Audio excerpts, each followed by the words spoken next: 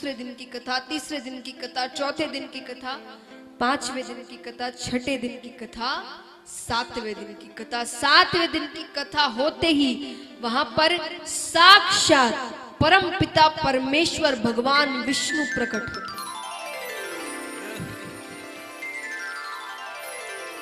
ज्ञान और वैराग्य को उनकी यौवन अवस्था देते हैं। उसके बाद भक्ति से पूछते हैं, भक्ति से पूछते हैं कि क्या वर मांगना चाहती हो। भक्ति ने कहा मुझे एक वचन दीजिए। कैसा वचन? कि मैं आपको जहां भी बुलाऊंगी,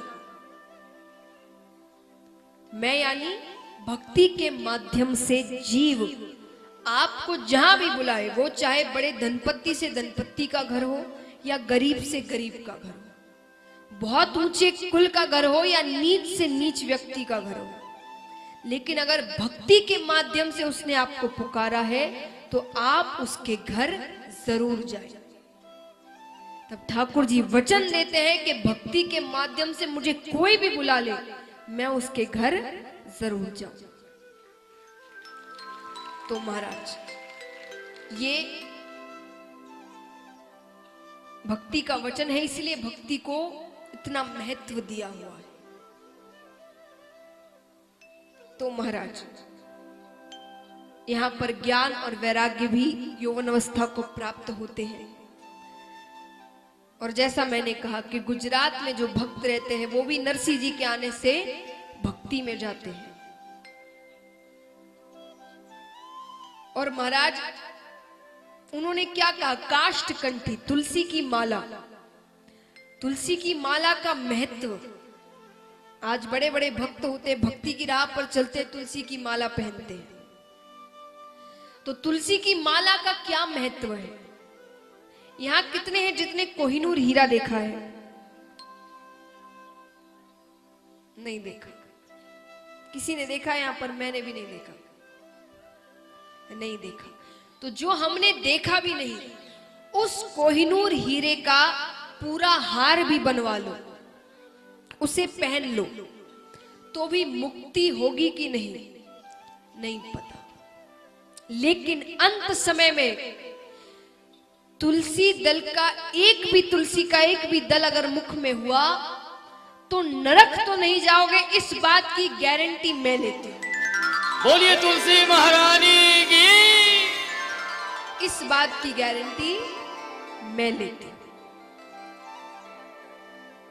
ये महिमा है तुलसी जी की। रसखान जी को कितने भक्त यहां जानते हैं? एक जानते, यानी उनकी कथा जानते हैं। जानते हैं? चलिए 3 4 आप जानते हैं उनकी कथा।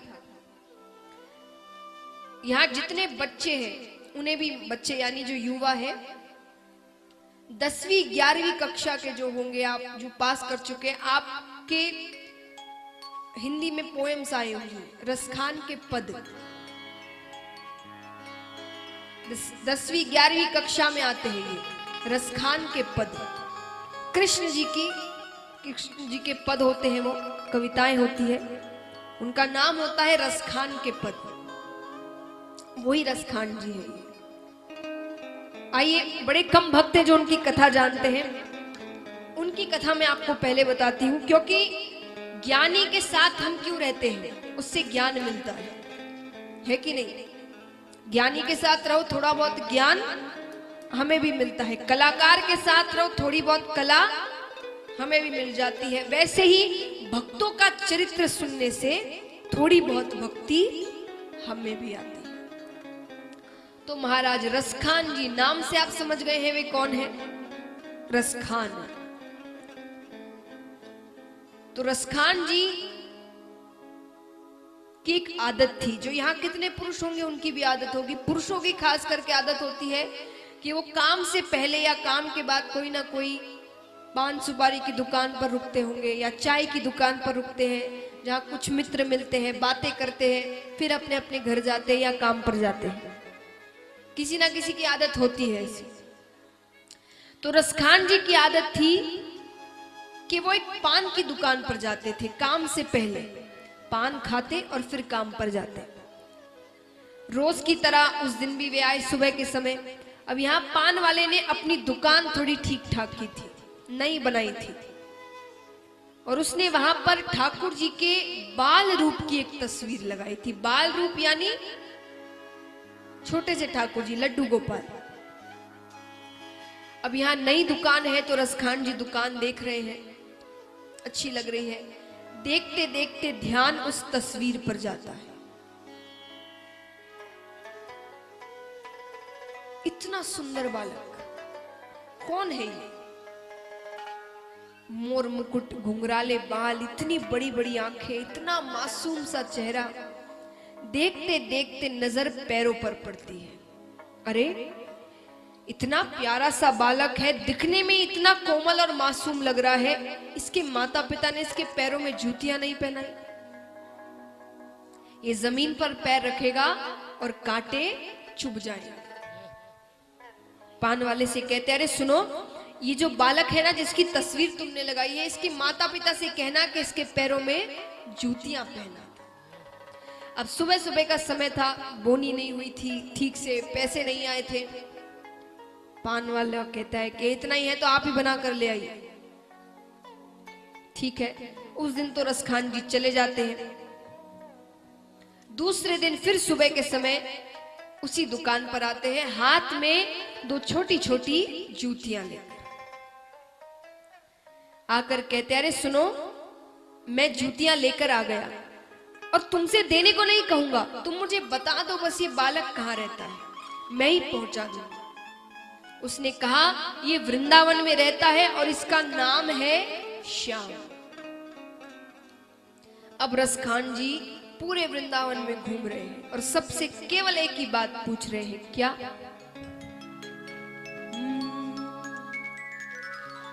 बताओ कहाँ मिलेंगे श्याम, बताओ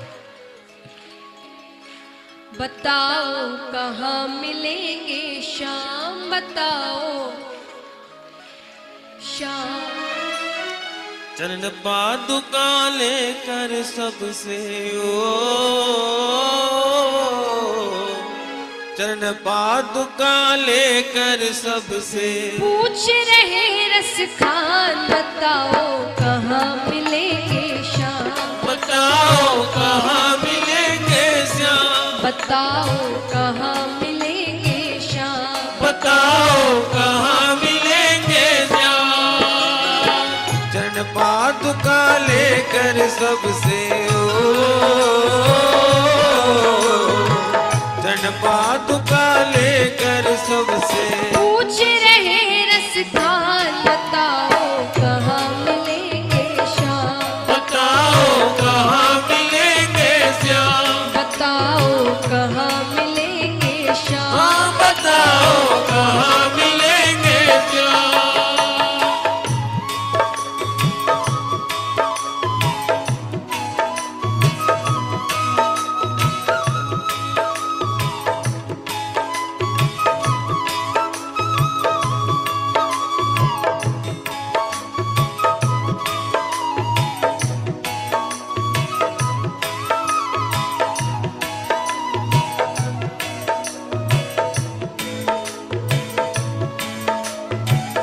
बोलिए कृष्ण कन्हैया लाल की।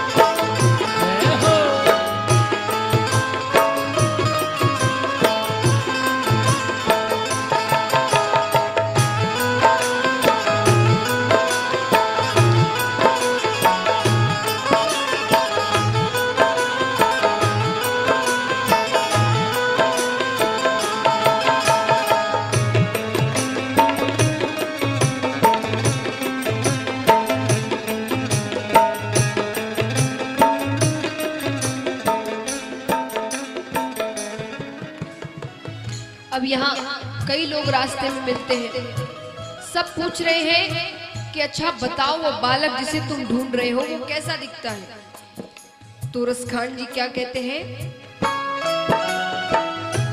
वो नन्हा सा बालक है, सांवली सी सूरत है। वो नन्हा सा बालक है, सांवली सी सूरत है। बाल घुंघराले उसके, पहनता मोर मुकुट है। बाल घुंघराले उसके, पहनता मोर मुकुट है।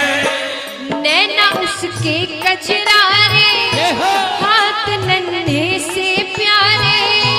नैना उसके कजरारे, हाथ नन्हे से प्यारे। बड़े दिलकश है नजारे, बड़े दिलकश है नजारे। बड़े दिलकश है नजारे, बड़े दिलकश है नजारे। घायल कर देती है दिल को, घायल कर देती है दिल को। उसकी एक मुस्कान बताओ कहाँ